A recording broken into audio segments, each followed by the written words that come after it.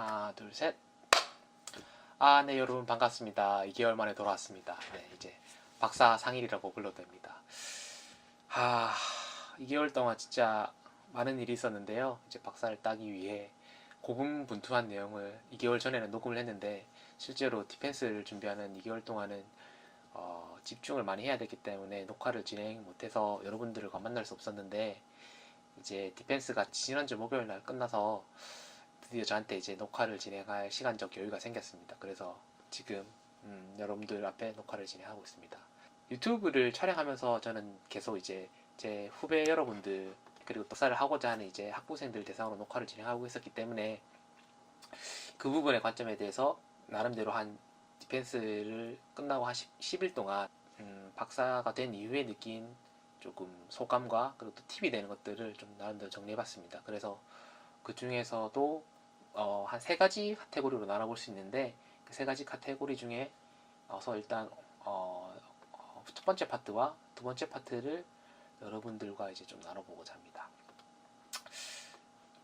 막상 저는 이제 박사를 따고 보니까 결국에는 좀 뒤를 돌아보면 항상 사람이 아쉬움이 남잖아요. 그리고 이 아쉬움을 제가 미리 알았더라면 더 잘했을 텐데라는 생각을 하는데 후배들한테 그 부분에 대해서 지금 오늘 말씀드리고 싶은 파트가 이 박사를 땄는데 내가 했던 연구가 바로 이 사회에 적용돼서 이 사회를 조금 더 발전시키지 못한다는 점을 제가 지금 좀 받아들이고 있는 것 같아요. 저는 이제 박사를 진학한 이유가 실제로 이 세상에 도움이 되는 일을 하고 싶었기 때문에 박사를 진학을 했는데 그 결과를 봤을 때는 실제로 그렇지 못한 것 같아요.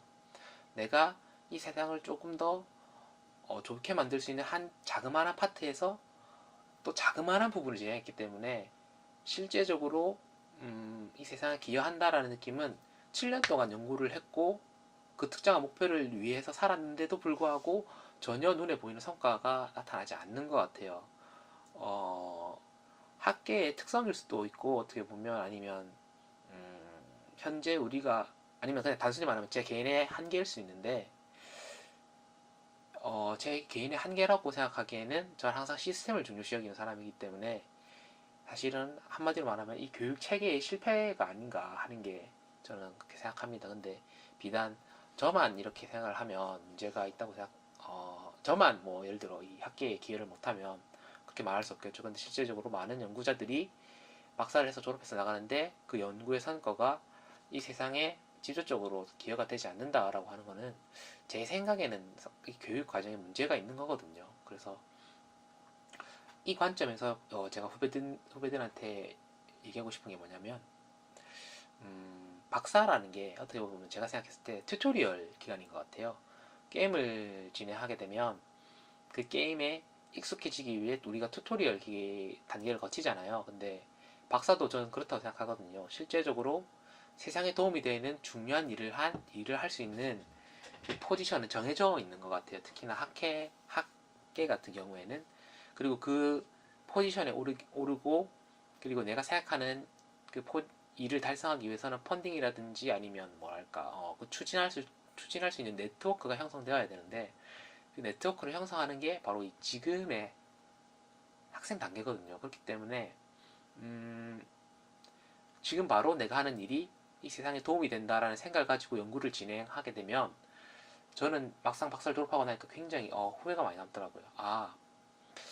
내가 공부들을 많이 하고 연구를 많이 하긴 했는데 다양한 분야에 걸쳐서 내가 스스로 이게 실제적으로 튜토리얼 기간이기 때문에 이펙트가 별로 없다.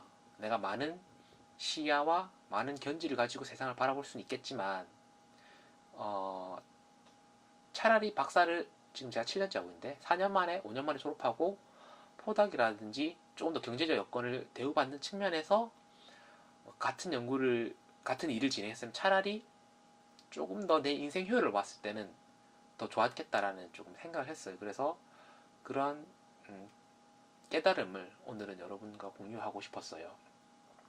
실제로 박사를 진행하면서 방금 제가 말했던 부분, 이 세상 기여할 수 있는 부분은 중요한 부분이라고 치면 중요한 부분은 박사 기간 동안 난 지금 튜토리얼을 진행하고 있는 부분이기 때문에 내 능력이 한계가 있거든요. 그래서 그 부분에 대해서 진행할 수 없는 게 실제적으로 어떻게 보면 현실이에요. 왜냐하면 어, 중요한 부분이라고 하는 거는 스테이트 오브 아트의 툴이 필요한 거고, 지금까지 다른 사람들이 해결하지 못했던 부분을 해결하겠다라는 거기 때문에 티어레티컬한 백그라운드도 굉장히 다른 사람보다 딱딱해야 되고 좀 더 깊숙해야 되는 파트가 있는데, 다른 모든 박사들이 그거를 못하는 데는 이유가 있는 거거든요.